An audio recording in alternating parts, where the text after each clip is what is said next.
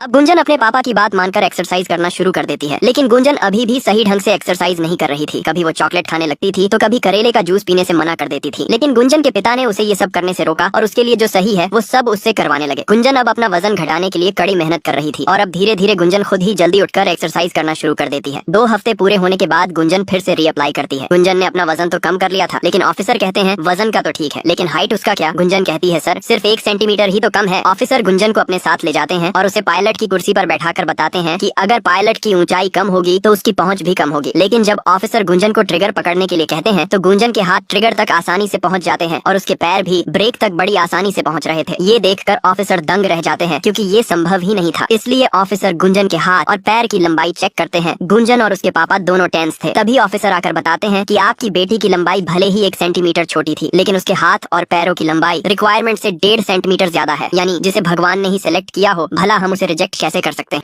अब गुंजन की ट्रेनिंग शुरू हो जाती है। एयरफोर्स में पायलट बनने से पहले उन्हें आर्मी की तरह ट्रेनिंग दी जाती है ताकि वो सब दुश्मन का डटकर सामना कर सके और अगर कुछ हो जाए तो वो अपने साथियों की मदद भी कर सके। गुंजन जल्द ही हेलीकॉप्टर उड़ाना भी सीख जाती है और कुछ दिन बाद गुंजन की ट्रेनिंग भी पूरी हो जाती है और अब वो एयरफोर्स में पायलट बन जाती है। गुंजन के मम्मी और पापा बहुत खुश थे। गुंजन अपने एयरबेस पर जाने के लिए पैकिंग कर रही थी और वो बहुत एक्साइटेड थी। लेकिन तभी गुंजन का भाई कहता है गुंजन देख, जैसी दुनिया तुझे पापा ने दिखाई है वैसी दुनिया है नहीं। गुंजन का भाई कहता है ये फोटो में क्या दिख रहा है। गुंजन कहती है मेरी बैच के 11 पास आउट। गुंजन का भाई कहता है नहीं, इसमें 10 आदमी है, बाकी तुम समझदार हो। मैं क्या कहना चाहता हूँ, ये एयरफोर्स लड़कियों के लिए नहीं है। गुंजन अपने भाई की बातों पर ध्यान नहीं देती है, लेकिन सच में उसे बड़ी मुश्किलों का सामना करना पड़ेगा। गुंजन की पोस्टिंग उधमपुर एयरबेस पर होती है और पोस्टिंग के पहले वहाँ के जो इंचार्ज ऑफिसर थे वो अब सभी एयरफोर्स के जवानों को कहते हैं आज से सभी अपनी जिप को ऊपर रखना, अपना 6 पैक मत दिखाना और अब से ना गाली गलौज और ना ही दीवारों पर तुम्हारी हुस्न परियों की फोटो लगेगी। सारे जवान कहते हैं हम पर अत्याचार क्यों कर रहे हैं। तभी उन्हें बाहर शोरगुल सुनाई देता है और जब वो बाहर देखने जाते हैं तब उन्हें पता चलता है कि गुंजन मेंस टॉयलेट में घुस गई थी, जिस वजह से हंगामा मचा हुआ था। ऑफिसर सबको बताते हैं यही है वो बड़ा बदलाव, इस एयरबेस की पहली महिला पायलट गुंजन सक्सेना। रिपोर्टिंग के समय सर कहते हैं आते ही हंगामा मचा दिया। गुंजन कहती है इमरजेंसी थी सर, मैंने बहुत जगह ढूंढा लेकिन कहीं पर लेडीज टॉयलेट मिला ही नहीं। सर कहते हैं कहाँ से मिलेगा जब लेडीज टॉयलेट है ही नहीं। गुंजन कहती है क्यों सर। वो कहते हैं क्योंकि ये जगह लड़कियों के लिए बनी ही नहीं है। गुंजन ये सुनकर थोड़ा सा उदास हो जाती है, लेकिन ये पहला साल था जब लड़कियों को भी एयरफोर्स में शामिल करने का सरकार ने आदेश दिया था। इतनी जल्दी ये सारे बदलाव संभव नहीं था, लेकिन गुंजन को एक नई सोच विकसित करने के लिए यहाँ पर बहुत सी परेशानियों का सामना करना पड़ेगा। रास्ते में सर गुंजन को ट्रेनिंग के लिए अगले 10 मिनट में चॉपर के पास पहुंचने के लिए कहते हैं। गुंजन जल्दी से ट्रेनिंग वाले कपड़े लॉकर से निकालती है, लेकिन वहाँ पर कहीं भी कपड़े बदलने के लिए महिलाओं के लिए अलग से व्यवस्था नहीं थी और हर जगह के रूम भरे हुए थे। गुंजन भाग करके कई कमरे चेक करती है, लेकिन कुछ भी नहीं होता और उसे मजबूरी में भागकर अपने रूम में जाकर कपड़े चेंज करने पड़ते हैं, जिसकी वजह से वो लेट हो जाती है और हेलीकॉप्टर उड़ जाता है, जिस वजह से सीनियर ऑफिसर गुंजन पर गुस्सा हो जाते हैं और गुंजन की सारी उड़ानें रद्द करके उसे सजा के रूप में दिन भर एयरबेस के बाहर खड़े रहने की सजा देते हैं। रात को सभी लोग पार्टी कर रहे थे, गुंजन अकेली थी, इसलिए वो भी सभी के पास आ जाती है। लेकिन गुंजन के पास आते ही सभी लोग एक न एक बहाने बनाकर वहाँ से चले जाते हैं। गुंजन लोगों से दोस्ती करना चाहती थी, लेकिन उसे देखते ही सभी लोग दूर भागने की कोशिश करते थे। चेंज रूम न होने की वजह से गुंजन रोज लेट हो रही थी और उसकी ट्रेनिंग भी छूटती जा रही थी। इस बात से वो काफी परेशान थी, लेकिन उसे एक आइडिया आता है और वो 2 अलमारियों को खिसकाकर एक तरफ कर देती है और उन पर पर्दे चढ़ा देती है। कुछ लोग गुंजन का मजाक बना रहे थे कि वो अंदर जाके मेकअप थपोक रही होगी, लेकिन जब वो ड्रेस पहनकर बाहर निकलती है तो सभी के होश उड़ जाते हैं। गुंजन काफी समय से ट्रेनिंग ग्राउंड में बैठी थी, लेकिन काफी देर होने के बाद भी कोई भी पायलट नहीं आता है। तभी वहाँ पर सीनियर ऑफिसर आते हैं और कहते हैं आज तुम्हारे पायलट की तबीयत खराब है, इसलिए आज तुम्हारी ट्रेनिंग रद्द है। गुंजन को ये बात पता नहीं थी कि ये सब लोग उसके साथ जानबूझकर ऐसा कर रहे हैं, क्योंकि कमांडिंग ऑफिसर अपने वरिष्ठ अधिकारी से कहता है सर जी आप ये सॉर्टी कैंसिल करा दीजिए। कहीं ऐसा हुआ मैडम डर गई और रोने लगी तो मैं हेलीकॉप्टर को संभालूंगा या मैडम को। सीनियर ऑफिसर उसकी बात मानकर गुंजन को कहता है आज की सॉर्टी कैंसिल है क्योंकि तुम्हारे कमांडिंग ऑफिसर की तबीयत खराब है। गुंजन इस सबसे अनजान थी कि वो लोग उसके साथ जानबूझकर ऐसा कर रहे हैं ताकि उन्हें गुंजन के साथ ना जाना पड़े। जिस भी कमांडिंग ऑफिसर की ड्यूटी गुंजन के साथ लगती वो अपने सीनियर ऑफिसर को ये कहते थे कि वो लोग गुंजन के साथ नहीं जाना चाहते हैं और सीनियर ऑफिसर भी उन लोगों की बात मान जाता था और एक नए बहाने बनाकर गुंजन को कह देते आज की सॉर्टी कैंसिल है। गुंजन थक चुकी थी, जब से वो यहाँ पर आई थी उसे एक भी मिशन पर नहीं ले जाया जाता है। यहाँ पर उसे एक अजनबी की तरह ट्रीट किया जा रहा था, इसे वो धीरे धीरे टूटने लगी थी। कुछ दिन बाद जब सीनियर ऑफिसर सबसे ज्यादा देर तक चॉपर उड़ाने वाले ऑफिसरों के नाम की घोषणा करते हैं तो उस लिस्ट में गुंजन का नाम सबसे नीचे था। ये सुनकर दूसरे बड़े ऑफिसर गुंजन पर गुस्सा हो जाते हैं और गुंजन से पूछते हैं क्या तुम बीमार थी या छुट्टी पर। गुंजन कहती है नहीं सर। ऑफिसर कहते हैं तो तुम इस सूची में सबसे नीचे कैसे हो। गुंजन क्या बताती कि हर रोज कैसे उसकी सॉर्टी कैंसिल करा दी जाती थी। गुंजन कुछ नहीं बोल पाती। ऑफिसर कहते हैं आज पता चल जाएगा तुम यहाँ रहोगी या नहीं। अब वो गुंजन के खुद कमांडिंग ऑफिसर बनकर उसे चॉपर पर ट्रेनिंग के लिए ले जाते हैं। सर कहते हैं वायुसेना में खराब पायलट की जगह नहीं है। गुंजन कहती है सर मैं खराब पायलट नहीं हूँ। ऑफिसर कहते हैं वो तो अभी पता चल जाएगा कि तुम बहाना दे रही थी कि तुम सच में पायलट बनना चाहती हो। अब ऑफिसर गुंजन की परीक्षा लेने के लिए चॉपर चॉपर का इंजन फेल कर देते हैं और सारे कंट्रोल गुंजन को सौंप कर इमरजेंसी लैंडिंग करने के लिए कहते हैं। गुंजन थोड़ा नर्वस थी, लेकिन सर गुंजन को गाइड करते हुए कहते हैं सिर्फ लैंडिंग पर फोकस करो और कुछ नहीं। नीचे चारों तरफ पानी भरा हुआ था। तभी गुंजन को पीछे एक छोटी सी जगह दिखाई देती है। सर कहते हैं कि हमें उसी जगह लैंडिंग करनी है। गुंजन थोड़ा घबराई हुई थी, लेकिन ऑफिसर के इंस्ट्रक्शन और सपोर्ट की वजह से उसमें कॉन्फिडेंट आता है। अब गुंजन चॉपर को नीचे की तरफ ले जाती है और जब चॉपर पानी के पास पहुंचता है तब लैंडिंग के समय गुंजन सही से चॉपर पर कंट्रोल नहीं कर पा रही थी। उसके हाथ थोड़े कांप रहे थे।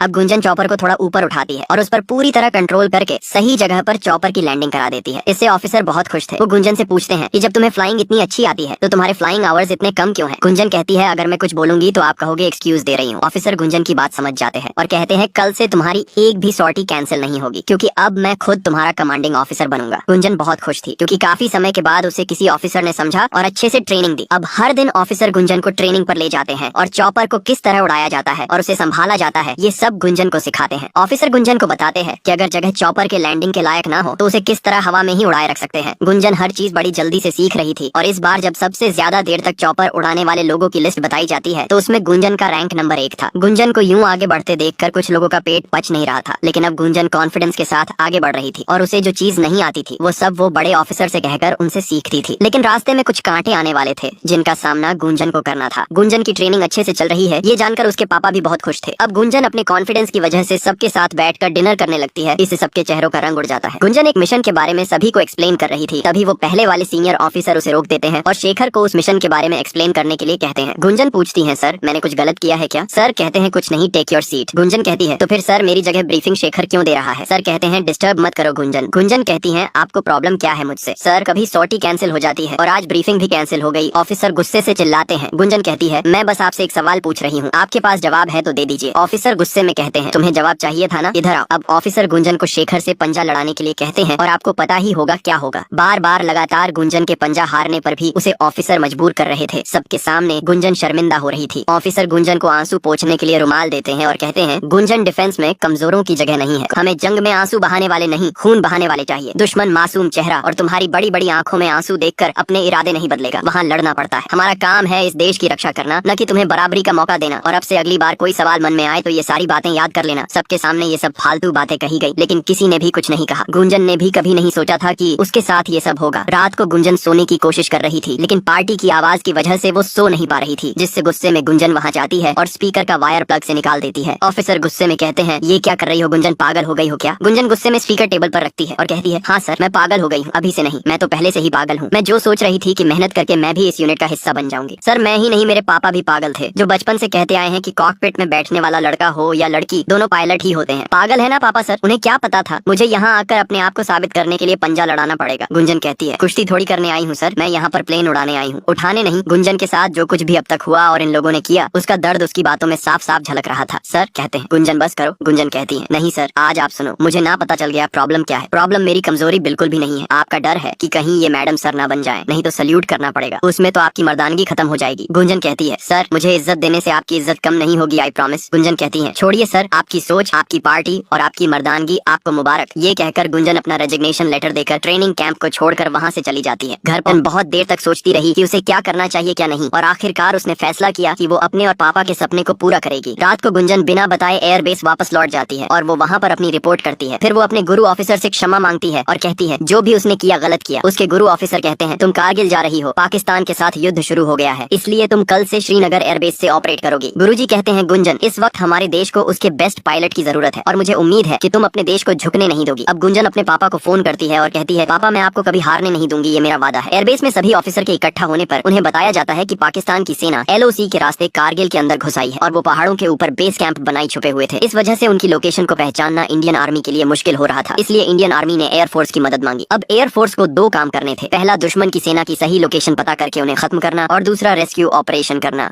अब 2 चॉपर पाकिस्तानी सेना के बेस कैंप पता करने के लिए जाते हैं, जिसमें से एक चॉपर में गुंजन भी थी और जल्द ही उन्हें पाकिस्तान आर्मी के बेस कैंप दिख जाते हैं। गुंजन एयरबेस को उनकी लोकेशन इन्फॉर्म करने वाली थी, लेकिन तभी दूसरे चॉपर पर हमला हो जाता है और वो क्रैश होने लगता है। गुंजन बेस से कनेक्ट करती है और उन्हें सिचुएशन बताती है। सीनियर एयरफोर्स अधिकारी कहते हैं कि वहाँ पर बहुत खतरा है, इसलिए मजबूरी में गुंजन को वापस लौटना पड़ता है। पूरे देश में ये खबर फैल जाती है कि एयरफोर्स का एक चॉपर दुर्घटनाग्रस्त हो गया और उसके दोनों पायलट्स को पाकिस्तान ने बंदी बना लिया है, लेकिन जो दूसरा चॉपर था वो बच गया। उस चॉपर को एक महिला पायलट चला रही थी। उस बात को न्यूज चैनल में बैठे लोग गरम मसाला बना लेते हैं। उनका मानना था कि पाकिस्तान महिला पायलट को पकड़ लेती तो न जाने जाने क्या करती। और हम नहीं चाहते कि कोई दुश्मन हमारे माँ बेटियों को टॉर्चर करे। क्या देश में मर्द कम पड़ गए थे? न्यूज के प्रेशर के चलते मजबूरी में सीनियर ऑफिसर गुंजन को ऊधमपुर एयरबेस वापस लौट जाने के लिए कहते हैं। गुंजन के भाई भी वहीं पर थे। वो उसे कहते हैं, देख गुंजन, मैं जानता हूँ तुझे बुरा लग रहा है, लेकिन उनके ऊपर प्रेशर है, तू समझ। गुंजन कहती है, मैं यहाँ पर अपनी काबिलियत की वजह से हूँ और मैं यहाँ रहूंगी या नहीं, ये मेरी काबिलियत के बेस पर डिसाइड होना चाहिए। अब गुंजन के लिए ये लड़ाई सिर्फ दुश्मनों से नहीं बल्कि कुछ लोगों की सोच के साथ भी थी। गुंजन का भाई उनमें से था जिसे लगता था कि महिलाएं अगर बाहर जाकर कुछ करती हैं तो शायद उन्हें इस पुरुष प्रधान समाज में बहुत सी मुसीबतों का सामना करना पड़ेगा। लेकिन गुंजन कहती है, भैया पहले अपनी सोच बदलो, क्या पता आपको देखकर समाज भी बदल जाए। इंडियन आर्मी की एक टुकड़ी किलो वैली की तरफ बढ़ रहे थे, तभी उन पर अचानक से ऊपर से हमला हो जाता है। पाकिस्तानी सैनिक पहाड़ों के ऊपर छुपकर इंडियन आर्मी पर हमला कर रहे थे, जिससे उस हमले में बहुत से हिंदुस्तानी सैनिक घायल हो जाते हैं। इसलिए उन्हें रेस्क्यू करने के लिए इंडियन आर्मी एयरफोर्स से मदद मांगती है। एयरफोर्स के ऑफिसर जल्दी से हेलीकॉप्टर तैयार करने के लिए कहते हैं, लेकिन तभी उन्हें पता चलता है कि जितने भी पायलट थे वो पहले ही मिशन पर जा चुके हैं। उनके पास अभी भी एक ऑप्शन बचा था और वो थी गुंजन। होक 1 में गुंजन के सीनियर ऑफिसर थे और होक 2 में गुंजन